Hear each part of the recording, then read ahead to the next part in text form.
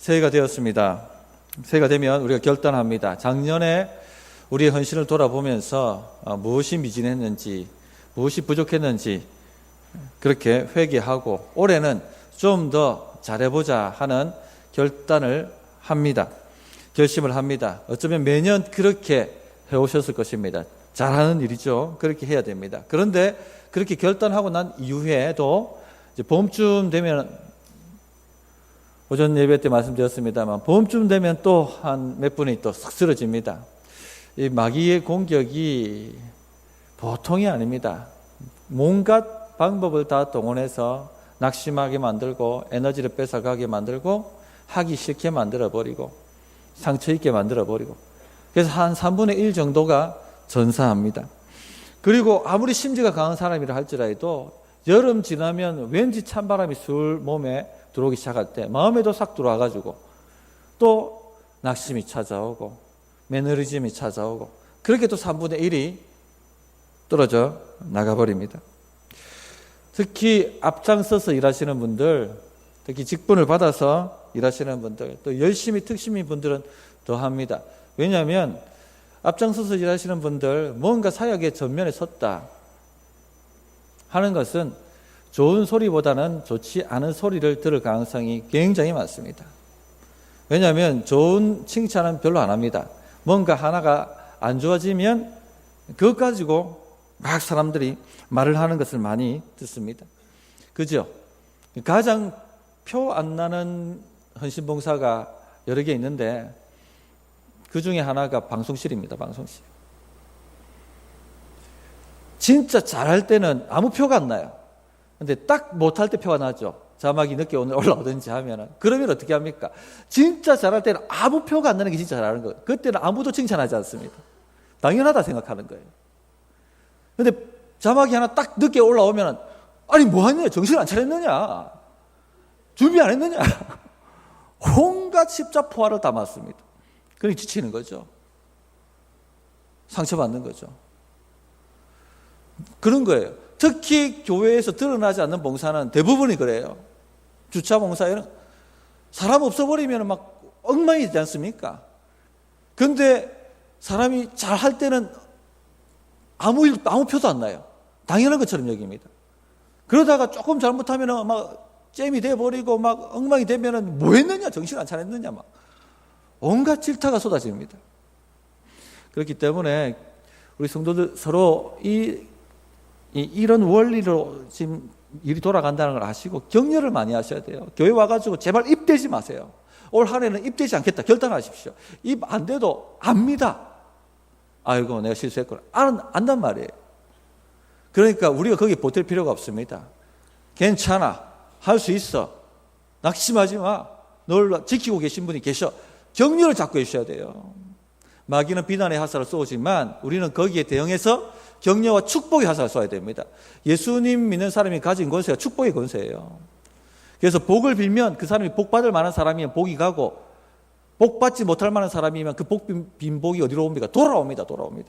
우리한테 많이 돌아오도록 많이 비세요. 많이 축복해 주시고 많이 격려해 주시고, 입 밖으로 함부로 비난의 화살을 쏘지 않으시기 바랍니다. 그게 바로 교회 돕는 일입니다. 뭔가를 지적해야지 교회 일을 갖다가 돕는다고 생각하시는 분들이 굉장히 많습니다. 그래 안 해도 다 압니다. 그러지 마세요. 격려하십시오. 위로하십시오. 그 일을 많이 해주시는 것이 교회 돕는 일이고 주의 일 돕는 일입니다. 세상 나가보십시오. 세상 나가보면 엄청난 비난의 화살이 쏟아집니다. 제발 교회 안에서도 그 일을 하지 마시기 바랍니다. 그래서 수고하고 난 다음에 주일 갈 때, 아이고 집사님, 오늘 집사님 설거지 때문에 너무나도 내가 행복했어. 이런 식으로 집사님 청소 때문에 오늘 너무나도 행복했어. 격려를 많이 해주시기 바랍니다. 또 우리 교사들에게도 격려 많이 해주십시오. 왜 우리 아들이 이렇게 안 돌봐주느냐? 진짜 미친듯이 돌봅니다. 부모보다 더 기도합니다. 그러니까 위로와 격려를 해주세요. 그렇게 하시기를 바랍니다. 그리고 왜 또 지치느냐면 기대치가 너무 높으면 지칩니다. 한 발자국 앞서가면 됩니다. 내가 10걸음 앞서가려고 하니까 지치는 거예요. 열매도 10가지를 맺으려고 하니까 지치는 겁니다. 한 가지 맺겠다 생각하면은 괜찮은데 너무 기대치가 높았는데 해가 가면 갈수록 세월이 가면 갈수록 그 기대치만큼 올라가지 못할 때 주저앉아 버립니다. 그래서 이런 여러 가지 이유 때문에 연말이 다가오기 전까지 수많은 사람들이 마귀의 비난의 화살에 떨어지기도 하고 너무 기대치가 높아서 낙심이 찾아와서 떨어지기도 하고 그렇게 합니다. 그래서 중요한 것이 헌신을 결단하는 것뿐만 아니라 헌신의 능력을 공급하는 일을 게을리 하지 않아야 됩니다. 에너지를 자꾸 주입해야 됩니다. 우리가 성령 충만할 때를 생각해 보십시오. 성령 충만할 때는요, 누가 뭐 한 소리 해도 상관 안 해요. 튕겨내버립니다. 근데 문제는 항상 성령 충만할 수 없다는 게 문제죠. 그 성령의 사람 엘리야도 낙심이 찾아올 때가 있었지 않습니까? 그 사도 바울도 낙심이 찾아와서 주님께서 나타나셔서 담대하라, 안심하라, 두려워하지 말라 하고 담력을 주셔야 할 때가 있었다는 얘기입니다. 그래서 중요한 것이 헌신에 어떻게 능력을 공급할 것인가. 그래 해야지 연말까지 지치지 않고 롱런할 수가 있습니다. 그리고 평생토록 롱런할 수가 있습니다.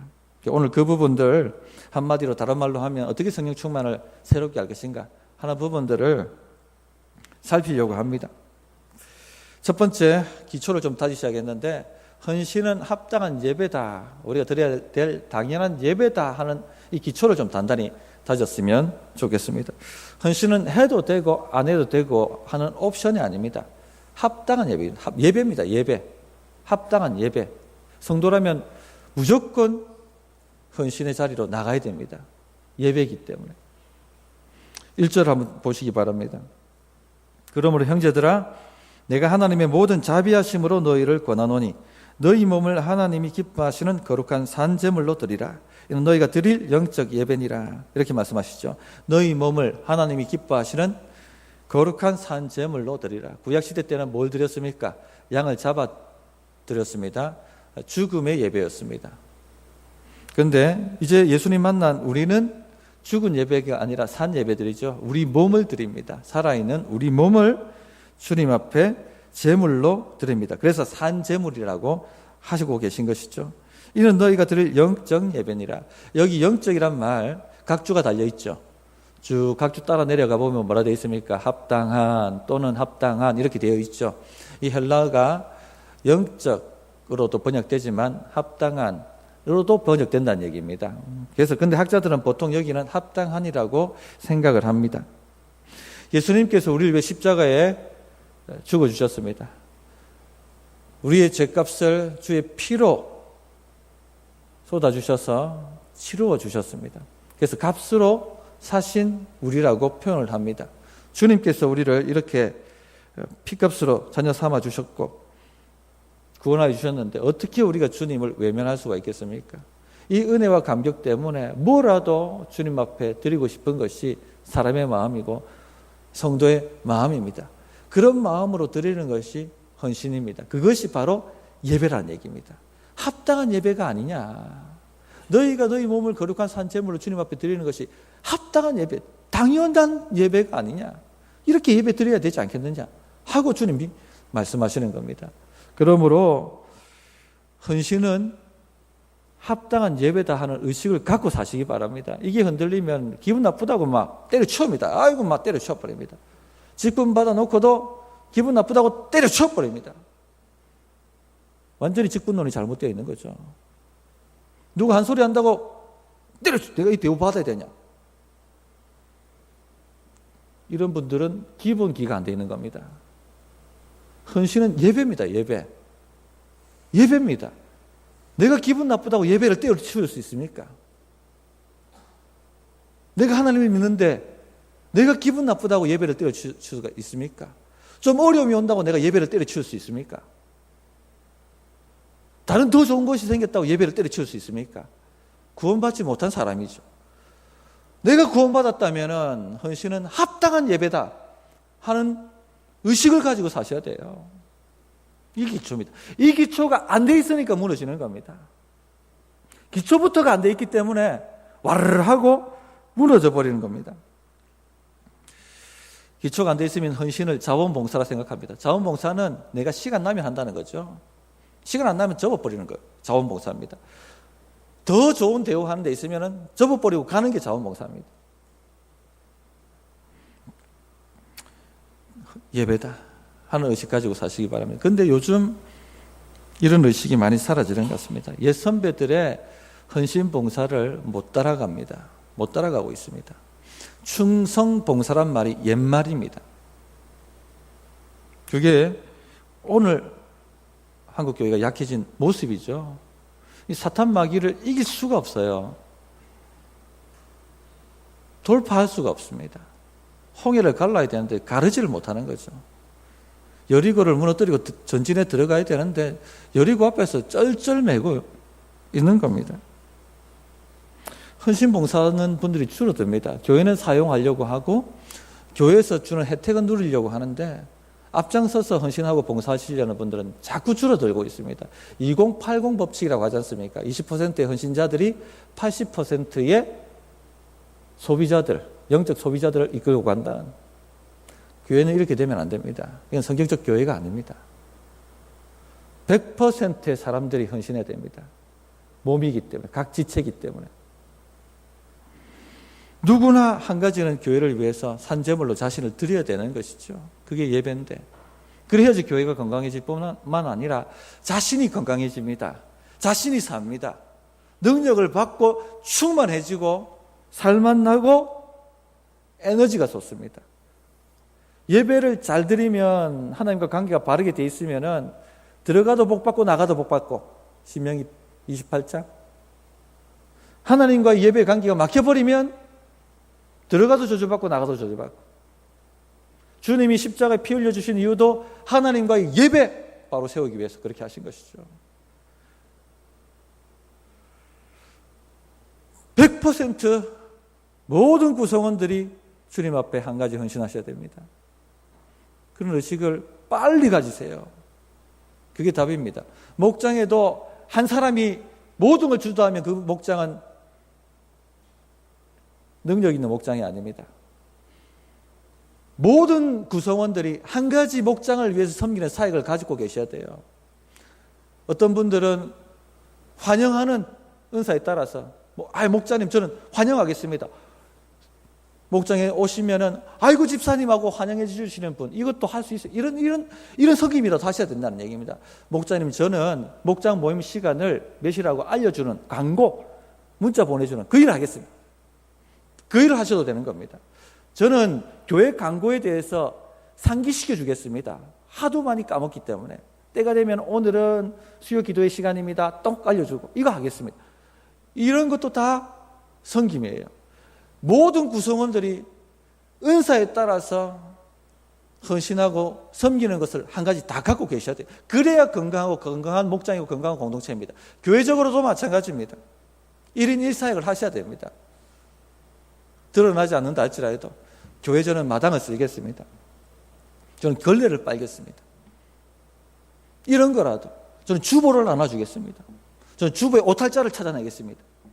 이런 거라도 주보 나가기 전에 찾으셔야지 나가고 나한테 찾는 건 아무 의미 없습니다. 목사님 주보 다 되면 알려주십시오. 제가 사무실에 가서 오탈자 찾아내겠습니다. 이런 거라도 봉사를 섬겨야 돼요. 한 개라도 산 제물로 드리실 수 있기 바랍니다. 이게 기초입니다. 기초.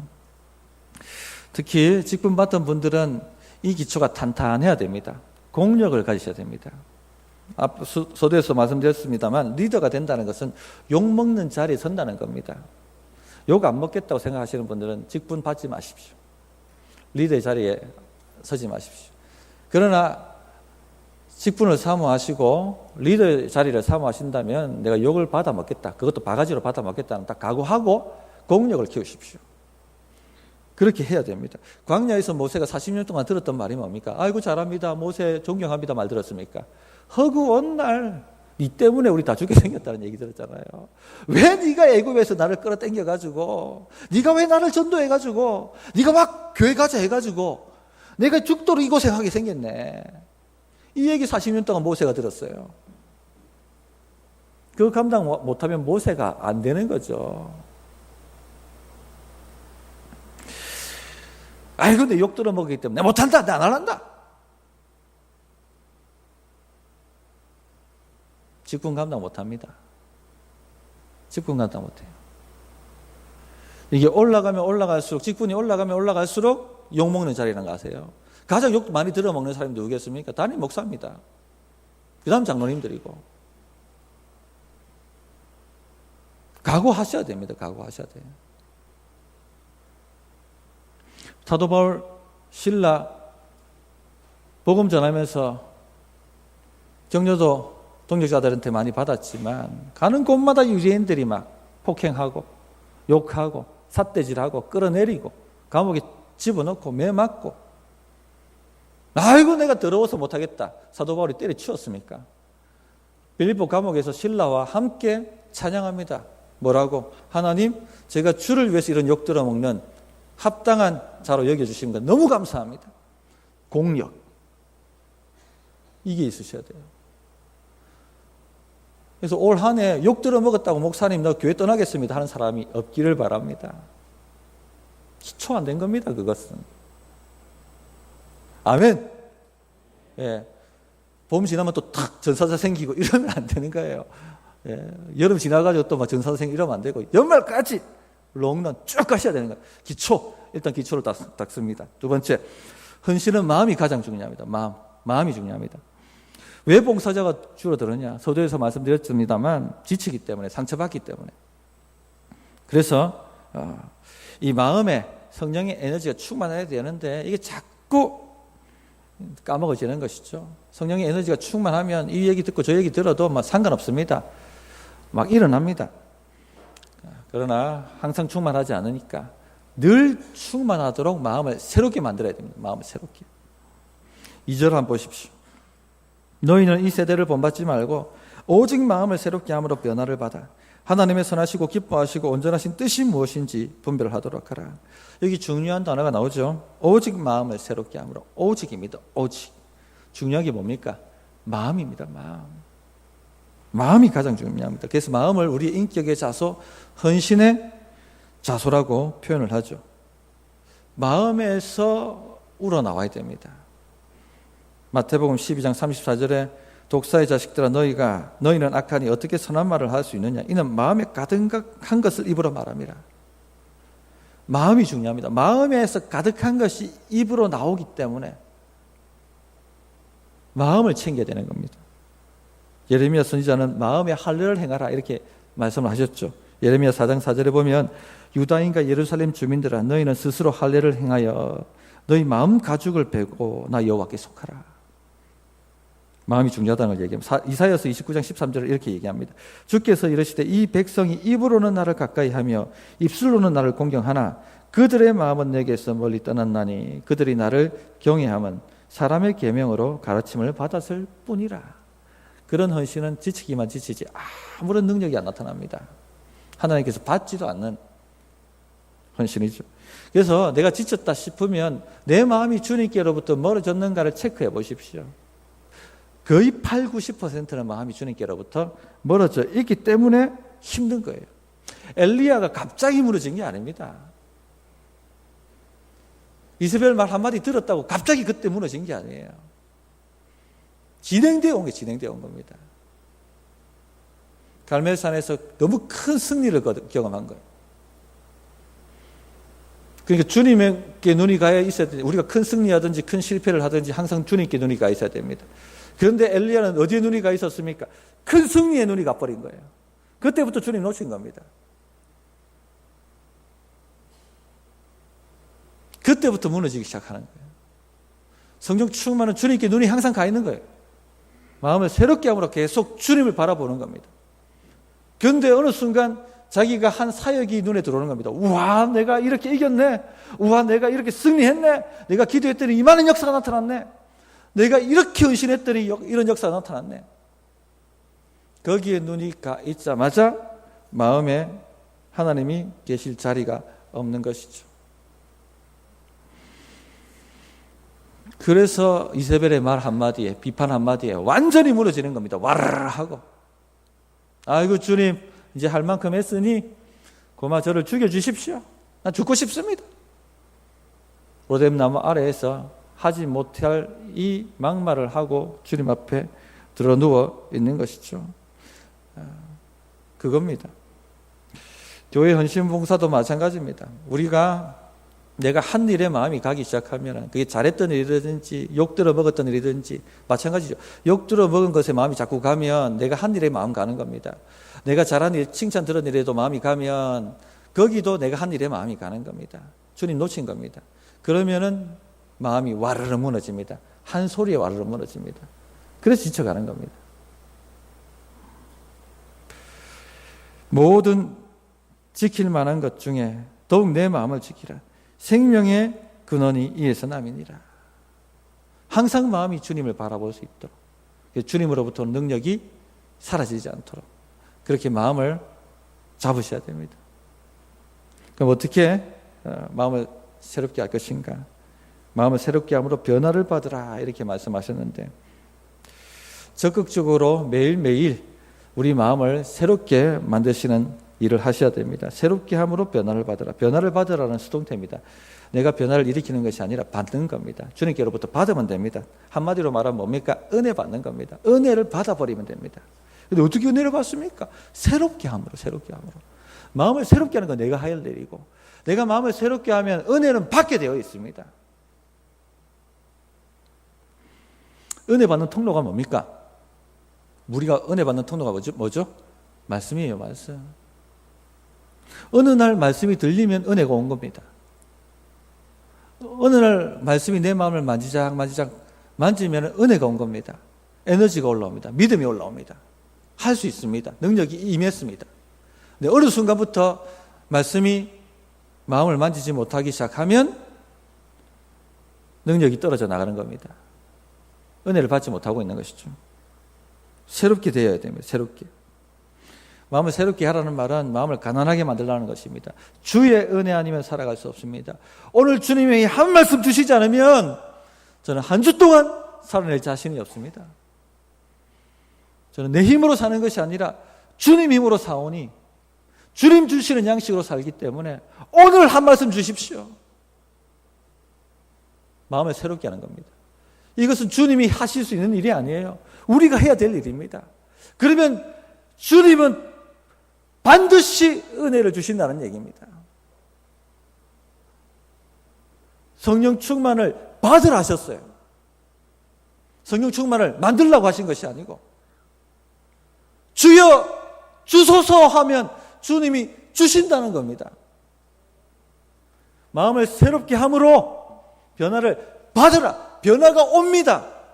능력의 변화가 오고, 삶의 변화가 오고, 생명의 변화가 오고, 부활의 변화가 오고, 되게 되어 있습니다. 하나님 백성이 안 되면 누가 됩니까? 복의 통로가 복을 못 받으면 누가 복을 받습니까? 우리예요, 우리. 되게 되어 있다는 얘기입니다. 물론 육체가 지칠 때는요, 지칩니다. 뻗어버립니다. 엘리야는 영족이 다 지쳐버렸죠. 금식해버렸거든요. 육체를 지칠 대로 만들어버렸어요. 거기다가 자기가 한 승리에 대해서 너무 눈이 가버리니까 영육간에 지쳐버린 거예요. 그래서 주님께서 바로 영으로 깨우시는 것이 아니라 자게 만드시지 않습니까? 자라, 일어나면 또 먹이고, 자라, 먹이고, 재우고, 먹이고, 재우고, 먹이고. 육체가 힘을 딱 얻으니까 호렙산으로 이끄는 거지 않습니까? 그리고 그때부터 주의 말씀을 주입하지 않습니까? 그래 되는 것이죠. 육체가 너무 지치면 쉬셔야 돼요. 그래서 한 분이 모든 사역을 다 갖고 움직이면 안 됩니다. 그러면 나만 나이다 이렇게 빠져버리는 거예요. 일을 분담해서 나누어야 됩니다. 모든 사람이 사역할 수 있도록 만들어야 됩니다. 그래 해야지 교회가 지치지 않습니다. 승리합니다. 능력이 공급됩니다. 그래서 육체가 지치신 분들은요, 사역을 너무 많이 하시는 분들은 사역을 하나 줄이셔야 돼요. 줄이실 때 나는 모르겠다 하고 나가면 안 되고 끌어당겨가지고 맡겨놓고 나가야 됩니다. 그래야지 교회가 돌아가니까. 그래서 지치시는 분들은 쉬십시오. 주님 품 안에서 안식하셔도 괜찮습니다. 그런데 육체가 지치지 않았음에도 불구하고 자꾸 영이 매너리즘에 빠지고 지치면은요, 그거는 영이 지친 겁니다. 마음을 새롭게 만들어야 됩니다. 그때는. 말씀으로 계속 마음을 도전하고 생각을 바꾸고 해야 되는 것이죠. 성도님들, 말씀을 매일 보고 연구하고 말씀을 매일 준비하고 설교하는 저는 지칠까요? 안 지칠까요? 네. 제가 지쳤다는 것은 뭐냐면 아이고 또 주일이가 이 말이 제 입에서 나오면은 저는 지친 겁니다. 은혜를 받지 못하고 있는 거예요. 그런데 많은 목사님들이 벌써 주일이가 오늘도 성도님 만난다. 오늘도 주의 말씀을 전해야겠다. 이 충만하게 올라와야 되는데 아이고야 벌써 됐나? 이런 마음이 들면 끝난 거죠. 이 지치는 거거든요.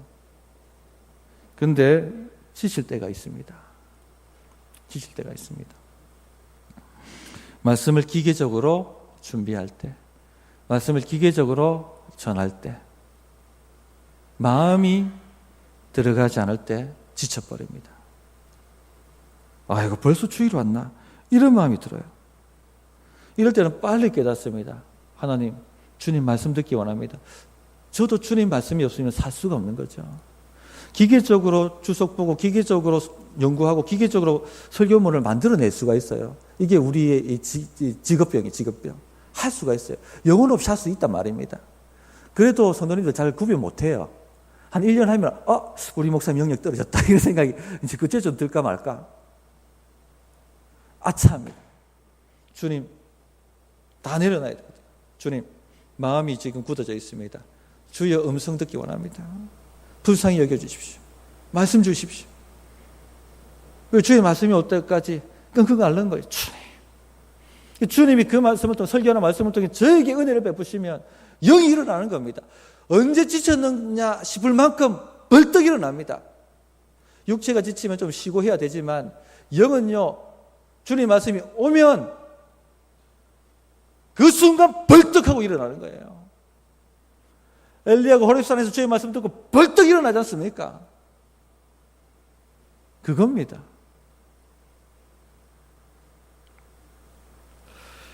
그래서 성도님들 분주한 마음을 가라앉히고 주일 예배 때는 주님 36년 혈류병 앓던 여인이 주님 옷자락 만지겠다는 그 심령 가지고 나오셔야 되는 거예요. 사슴이 시냇물을 찾기에 갈급한 갈망을 가지고 한 말씀, 주님 한 말씀만 잡으면 인생 열립니다.